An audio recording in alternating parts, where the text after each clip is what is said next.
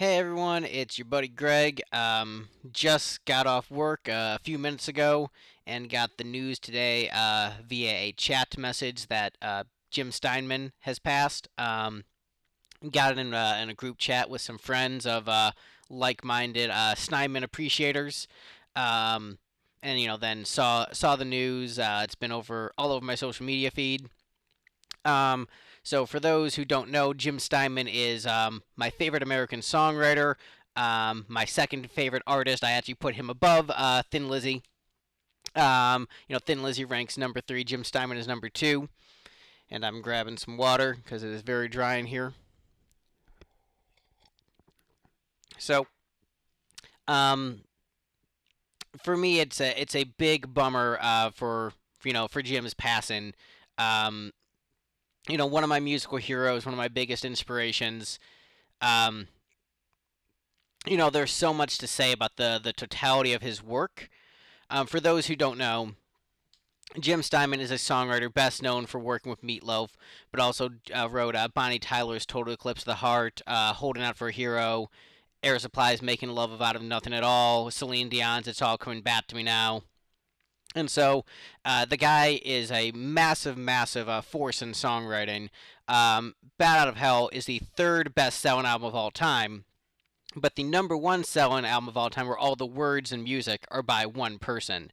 So by that metric, it is the best single songwriter album of all time in terms of sales, and then number three overall. Sorry, it's dry in here.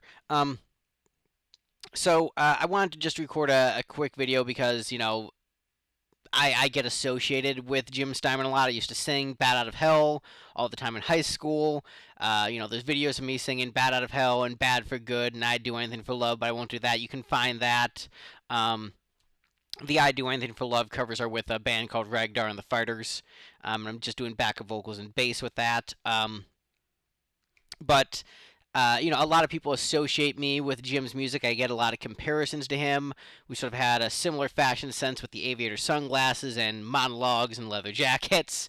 And also a very similar approach musically, where we would both write music and lyrics and then give it to everyone else to do and sort of like be the mastermind behind the composition. And also both of us not very good at singing. Um, I was a better stage performer than Jim, but Jim was a better songwriter. So trade off. There you go. Um, and there's so many different ways I could go with this, but I decided to. I just grabbed a stack of Jim Steinman CDs. I'm going to just sort of go through them quickly with you, just going through the collection and just general thoughts as they occur to me. But I was lucky enough to know Jim very, very little. We interacted online. We were Facebook friends. We would message each other sometimes. And he praised my music. And that for me is the biggest accomplishment I've received musically or achieved musically. Just to get Jim Steinman to say, "Hey, I like your songwriting," is huge. Jim Steinman liking my solo band on Facebook, you know, is was a huge, huge honor for me. Um, the fact that he has praised me for the performances of his music I've done, but also praised me for my own original compositions. That's huge. That is, a mortal climbing to Mount Olympus and getting, a pat on the back from Zeus. So but he is my hero, but he's still a person, and he was just a nice person, and so it is a shame for the family and friends, the people who are closer to him than me, that they've lost a loved one. Um, and it's a shame because we're not going to get any more great new Jim Steinman songs. So that is a heartbreak. But there's so much great stuff to go through. So I just grabbed my stack. I might even be missing some from the stack, but I'm just gonna go through them quickly. Just give thoughts as they come to the mind. Um, so we got "Bat Out of Hell," the original here with a nice crack. This was the my introduction to Jim Steinman, the first Steinman CD that I bought. I had actually ripped "Bat Out of Hell" 2 years prior, and it didn't do it for me. I think I wasn't ready for it. It maybe wasn't the best introduction for Steinman for me. But I saw the video for Bat Out of Hell on VH1 Classic and thought it was the shit, and like went out and bought the CD the next day. Um, I think this is the best way to get introduced to his music. Uh, it's uh, it's not necessarily his overall style. It's a little bit more boogie woogie than he gets in the future. And he develops a more signature sound afterwards. But this is it's a great album front to back, not a bad song on there, and there's a reason why it's the number three selling album of all time. I mean, um, I think it speaks to the sheer quality of Jim Steinman as a musician, where this should not have done well marketing wise. Like a 300 pound fat dude from Texas belting these like 8 minute love motorcycle songs like that should with like musical theater mixed with hard rock that shouldn't have worked. This was like something like stylistically that should have been a failure, but the quality was so good that people got over the weirdness and was like, "Yeah, I'm in." So this just shows like the quality surpassed the weirdness of the style, and I think that shows Steinman's strength. Where like how many other dudes could get you to listen to these 12-minute, operatic love songs that because a lot of people who like rock don't like musical theater and vice versa. But he made it work, and I think it's less to do with it being a winning formula, even though I think it is an awesome winning formula, and more just like he was just so good that whatever weird thing he wanted to do was going to work. And so, yeah, Bad Out of Hell, all time classic, masterpiece. My favorite track is probably the title track. So, Bad Out of Hell 2, I think this is an album that it's a weird album in terms of Steinman fandom because for those who are big fans of Steinman know that like he reuses songs, and so a lot of these songs he released on previous albums and then Meatloaf covered, and even though Steinman's producing, it's a lot of the stuff like you've heard before, and then you're comparing it to the original version and how does it hold up. But there's also new songs on there that's only on this album, and so those are definitely worth the price of admission alone and tend to be the better songs. And so it's almost like Jim's entire life was a musical, and just songs would repeat and leitmotifs and whatnot. This album, it's got sort of like that late '80s, early '90s hair metal production mixed with Steinman, so it's pretty cool. But I think like when I was younger, like the first time I heard, it, I didn't know what to make of it because like I Do Anything for Love had all the slow parts and the fast stuff, and I just wanted to rock the whole time. Like, what's with all these ballads? But yeah, for me, my favorite cut is opening track. I Do Anything for Love, but I won't do that. Just masterpiece. Another great song. Completing the Bat trilogy, we've got Bat Out of Hell 3. Half the songs written by Steinman, half the songs written by Desmond Child, plus a Diane Warren song. Steinman was famously not really involved with this album, so a lot of people like don't like it. But I mean, this has a really great English version of "Seize the Night," which is from his German vampire musical, which is really awesome. Tanz der Vampire. Um, and I think the best version of "The Future Ain't What It Used to Be" is actually the Meatloaf version with Jennifer Hudson. I think it's the a really great version of this, and I think the other songs on this are great. So, um, despite the and also there's like stuff from his Batman musical on here. Like basically, Meatloaf was like grabbing what other demos he could and made them into a full album. Whatever unused Steinman songs there were. Um, and I think it's actually a really good album in retrospect, and all the songs on here are great.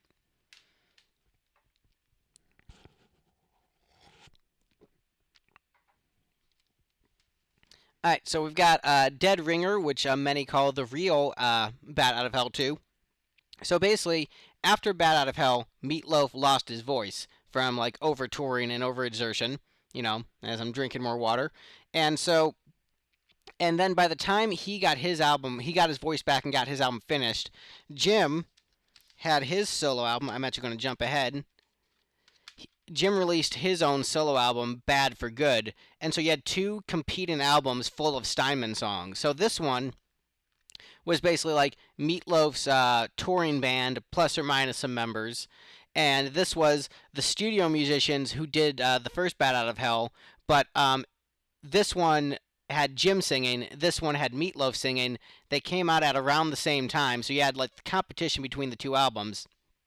Um, and so this is a good album, but it's sort of hampered by like weird production and Meatloaf's voice sounds weird on it. I kind of call it the crying puppy Meatloaf. So I think it hurts otherwise good songs, and like some of the mixing gets a little bit muddy. But it's a shame because like the instrument tones are cool. Lots of cool songs on it. For this one, I think Dead Ringer for Love might be the one that's most fun to listen to. Nocturnal Pleasure's really good, but More Than You Deserve has a really funny twist at the end of the song.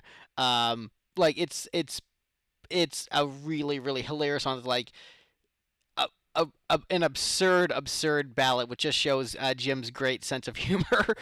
So yeah, love that. But my favorite album of all time is Jim Steinman's Bad for Good. Did oh that's my Batman box set that keeps reflecting, but I'm not moving that. But also it's appropriate because Steinman did a Batman musical that was unreleased. Those demos are great. Find them on YouTube. But yeah, this is my favorite album of all time. We did a 7-part podcast series on this album because I love it so much. Um, it's got every line of every song is great. The title track is my favorite track. So many great lyrics from this album. I wouldn't even know where to begin. But this is the lost masterpiece of classic rock radio. Excuse me.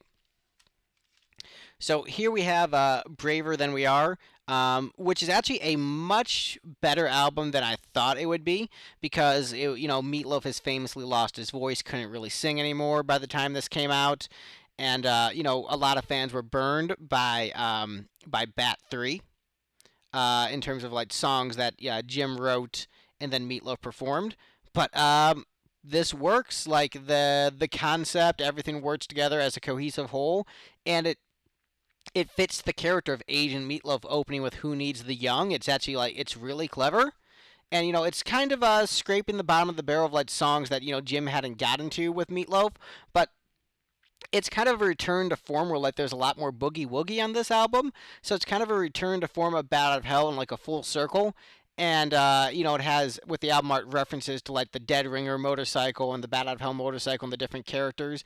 It's sort of like continuing a story, and it's kind of an appropriate conclusion to the Meatloaf Jim Steinman saga. It actually is a better album than I expected. I expected it to be terrible, but it was good.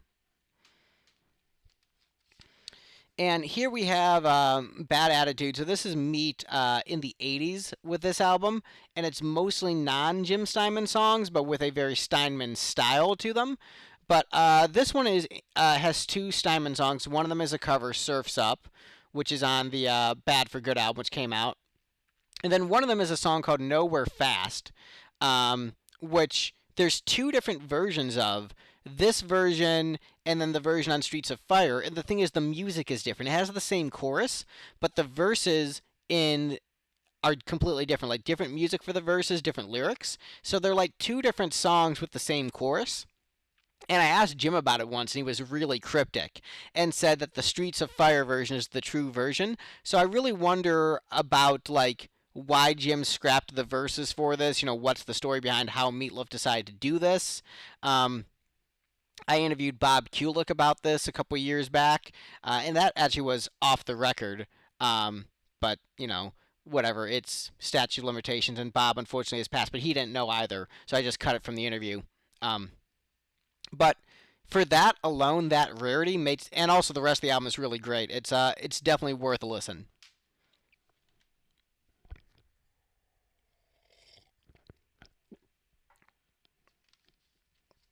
Okay, so this is I would say one of the most essential albums if you're like a Steinman fan starting your collection. Pandora's Box Original Sin got Jim on the back there. We're basically so Jim Steinman was supposed to produce the Def Leppard album Hysteria, and then they hated him. And he hated them, and so he got paid $1 million to leave, and then he spent $1 million self-producing and recording this. He's like, I'm gonna start a girl group, and it's gonna be great, and that's what this is. It's basically Jim Steinman writing songs for a girl group, but they all just sound like Steinman. It's not like lightweight girl pop. This is a Steinman album through and through. And probably the best track is "It's All Coming Back to Me Now." The original version, it basically sounds like the Celine Dion version, but with a different vocalist. And I think Elaine Caswell is the vocalist here. I think she actually does a better job than Celine Dion. So this is just a great album full of great songs, all sung by attractive women. So, Jim was sort of living the dream. I'm going to have a bunch of hot girls sing my songs.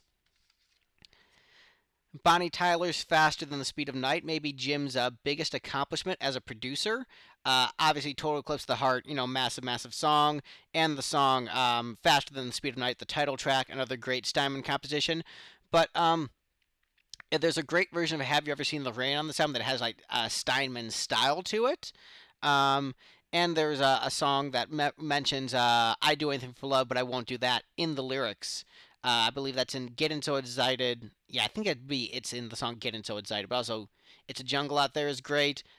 Tears. I believe that is no, that's not the Vinnie Vincent song.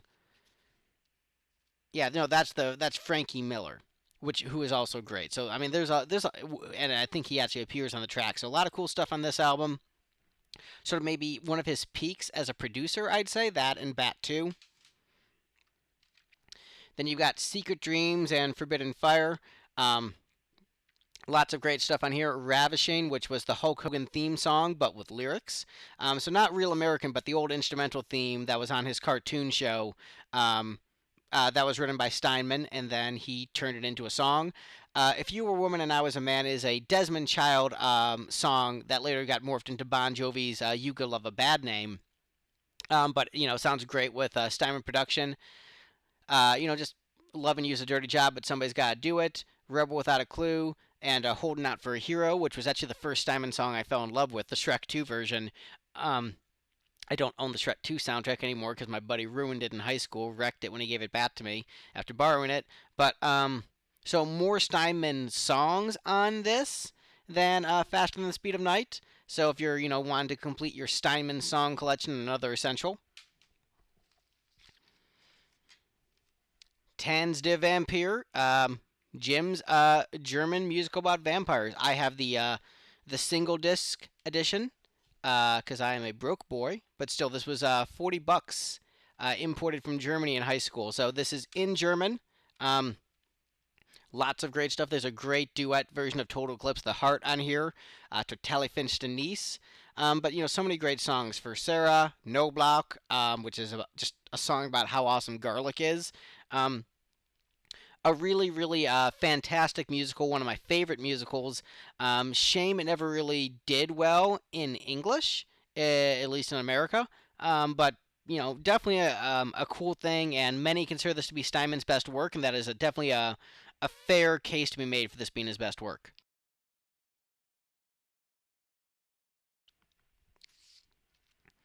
Streets of Fire soundtrack. I mainly have this for the two Steinman songs, Nowhere Fast with the different lyrics. This is the better version of the song.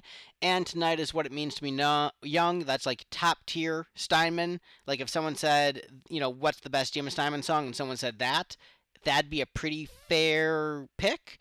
Yeah, so both are killer. So even for two songs, worth the price of admission. Still have not seen the movie. Sorry.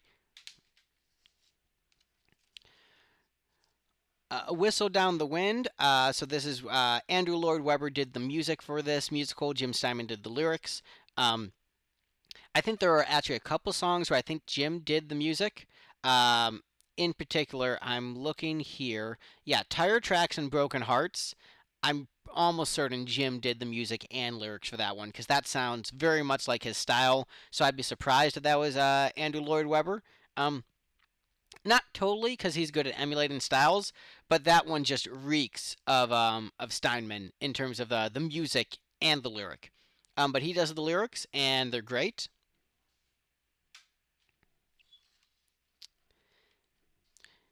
Then we've got the Confidence Man. So this is a bunch of New York musicians covering one of his early musicals, but the instrumentation is all MIDI. So honestly, the CD kind of sounds bad for the most part. I haven't listened to it in a while.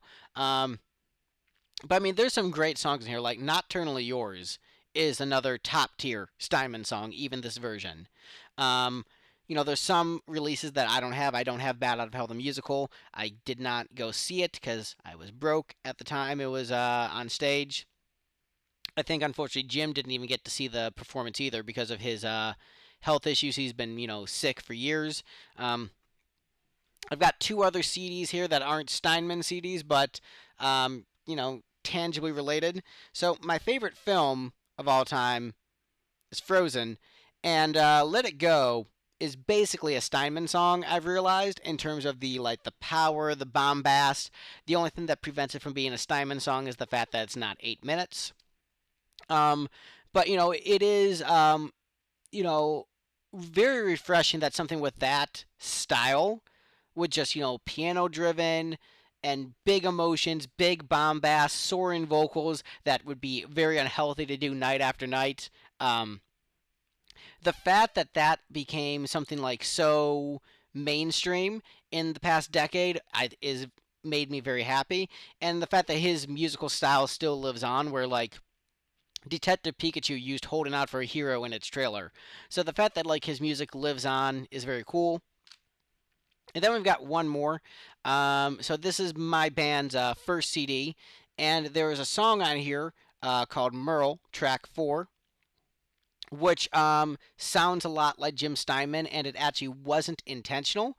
Where I wrote this song about Merle Oberon, um, and that's actually something else that Jim and I share in common, a love for Wuthering Heights. Um, and so I wrote a love song about Merle Oberon, and I thought it was one of those. Usually, when I write a song, I know I plan it out before I begin, where I say to myself, I'm going to write a rock song that's about 4 minutes long, that's about this lyrical matter, with this kind of riff, this kind of groove. Like, I decide all of that before I touch a guitar or write anything in a notebook. Like, I decide that pretty much before I do anything, most of the time. And Merle was one of those songs where I actually started just writing it organically, just playing around the guitar, letting the words flow out of me as I was playing it. And I decided that I wasn't going to force the song to be anything. I was going to let it organically be what it wanted to be. So I wasn't going to force it to be a short song, but I wasn't going to force it to be a long song either. I was just going to see what naturally happened with it, let the song decide its own fate. And it ended up being like 8 minutes. And I'm like, okay, well, I've got this epic 8 minute love song. I better add some, piano and female backing vocals because it kind of sounds like a Steinman song. So it wasn't written to be a Steinman sounding song, but the inspiration leaked out and it sort of came out that way. But it wasn't meant to be that, it just became that. And so if I was trying to write a Jim Steinman style song, that wouldn't be what I come up with because I think there's still enough of my personality in it, and there's things that I do that Jim wouldn't do, but then there's also crossover.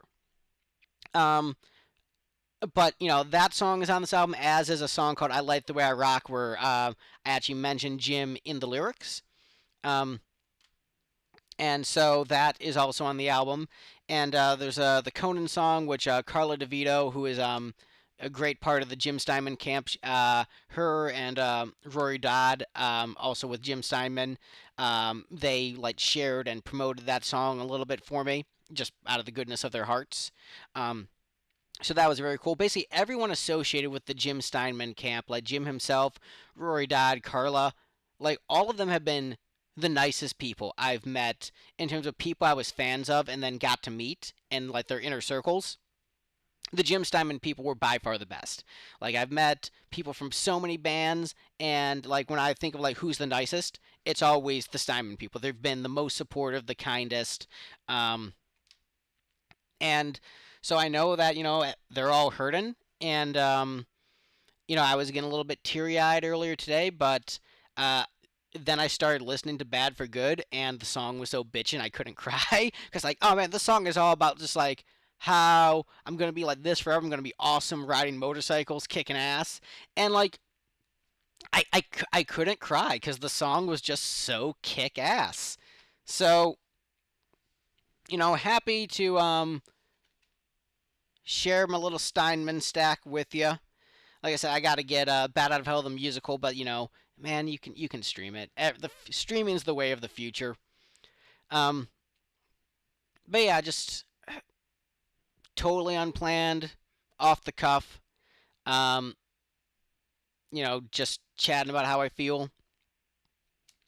I thought, the only other I do the Thin Lizzy Thursdays. The only other artist I would be willing to do like every song like that with would be Jim Steinman, just because I think there'd be enough interesting things to say. Um, that'd be the only other one. So maybe someday I'll do Steinman Saturdays. Um, but unlike Thin Lizzy, where they're kind of a one-hit wonder. Um, at least in the US. Steinman, his music has a really strong legacy. And so I don't feel maybe as much of a need to keep that torch going because, like, songwriters sort of never get the credit that they deserve, but in songwriting circles, you know, he does get a lot of credit, and I think the sort of the fair amount. But I would love to do like deep dives onto his songs, and we are going to be recording a podcast about Bad Out of Hell soon. So make sure you're subscribed to the Lipstick Panel feed to check that out. Um, but yeah, I mean it's this is coming. Like all my heroes are in their 70s, so like it's happening. Um, but it's I was listening to an interview with him earlier today, listening to the music. Like, it just, his spirit was so strong, and he spread across, like, his web extends so far, where he worked with so many different artists and implanted his sound onto those artists. And so yeah, he definitely has a great legacy, and he will be missed. But I'm glad we still have the bitchin' tunes, and I know that he would be pretty happy with my takes because like we've chatted before, and he appreciated how I got it, where like I understood like the mixture of sincerity and humor. There's a lot of similarities with how we approach the world. It's I was once told by my friend Billy Morris that of all the artists that I appreciate, or of all the artists that exist, he thinks I'm like the closest to Jim Steinman. Like like compare me to another musician. He said like that's the closest one for one comparison is Jim Steinman. I've gotten that from a number of people. Like there was a band called Angel, and I was driving the bassist to the airport, and we were chatting. He says, "You remind me so much of Jim Steinman." And I was actually chatting with him about that today. It's like, when I first met you and I knew nothing about you, you just reminded me of Jim Steinman. So, and the thing is, like, I've had people, like, message me, like, "Hey, man, are you okay?" Like,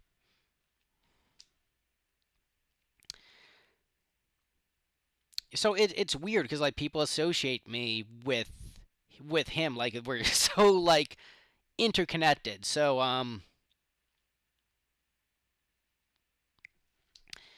yeah, I'd say it's a huge part of my identity. Going around leather jackets, sunglasses, monologuing in high school. It's weird. It is weird. All right, so if you are just trying to explore Jim Steinman for the first time, sort of the essential route you would need to take is you want to do Bad Out of Hell. You're gonna want to do Bad for Good. You're gonna want to do Pandora's Box, so you can get the spectrum of like Meatloaf doing his music, Girls doing his music, and Jim himself doing his music. And then you're gonna want to check out like the big hits, so like the Bonnie Tyler songs, Air Supply. He also did a Sisters of Mercy song, and actually I totally forgot to bring out my Sisters of Mercy CD. But yeah, he did a Sisters of Mercy song too. Um, yeah, so I knew I'd forget a Steinman CD because there's so many, and the reach is so far. Um, But yeah, I would say there's so much great music to consume. It's a great journey, and I hope you take the time to check it out and keep his legacy going. I know I certainly will, and I'm rambling. I don't know what else to say, so I'm gonna sign off. Um, Wishing everyone the best. Bye, everyone.